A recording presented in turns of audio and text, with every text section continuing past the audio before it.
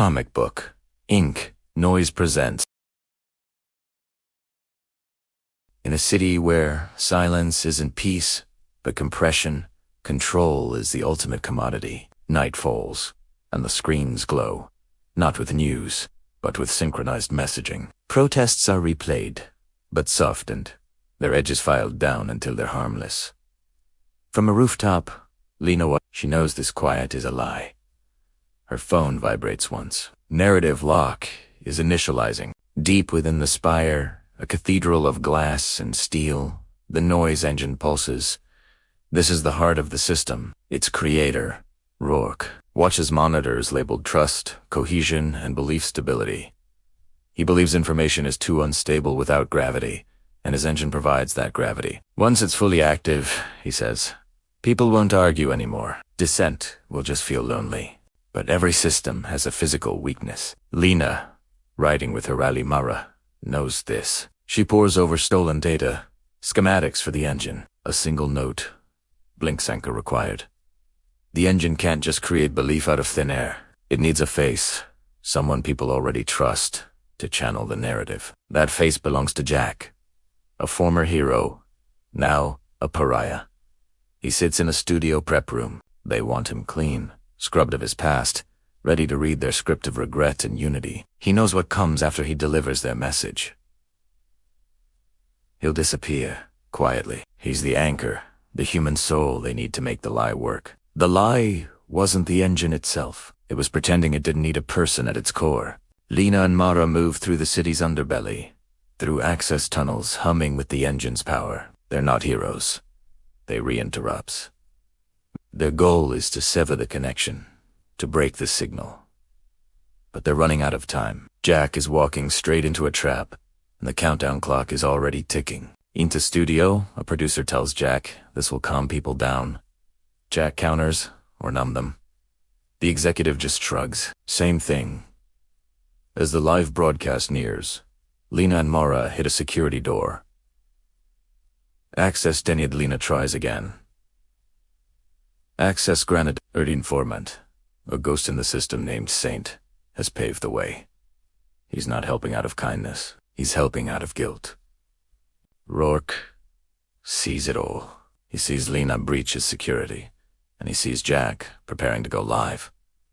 He isn't worried. Unless Lena in believing that once she sees the engine, she'll understand. He thinks they want the same thing. An end to chaos. Lena enters the core chamber, a beautiful and terrifying space where the thoughts of millions are being rewritten in real time. Rourke's voice echoes around her.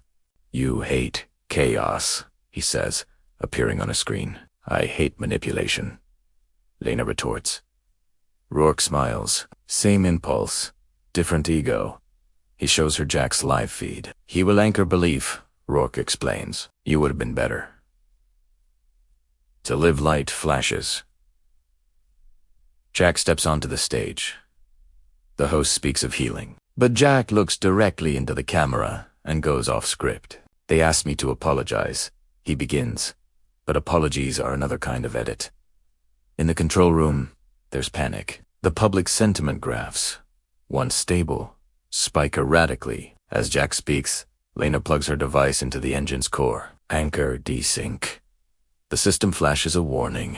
On screens all around her, Jack continues. I didn't just lie. I helped build the lie. The engine stutters. Rourke, finally tense, orders his team to isolate the signal. But it's too late. Jack is contaminating the core narrative. They threatened my family, Jack confesses to the world. Across the city, people stop and listen. The deepfake system's trying to edit his face in real time, glitch and fail. The truth, it turns out, doesn't sync cleanly. Rourke pounds the console. Shut it down, but they can't. Jack is the anchor. If they shut him down, they shut down the entire system. As alarms blare, Lena pulls a drive. The data call. Mara fights their way out. Did you get what we needed? She asks. Enough, Lena says, looking back at the flickering heart of the engine. The broadcast cuts. The city's screens go dark. The guiding hand is gone, and the public sentiment graphs flatline. In the silent chamber, Rourke stands alone as the noise engine powers down completely. Jack is taken away. No cameras this time. He looks strangely peaceful. He finally said it without editing. Lena and Mara emerge onto a rooftop as sirens fill the air. The engine isn't dead, just dormant. Nothing ever is. As dawn breaks, the news feeds reboot, but they're different.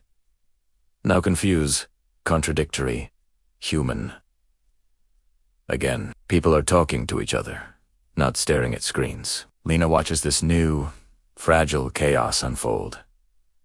This, she knows, is the dangerous part. Rourke, removed from power, sits in a dark room. He smiles.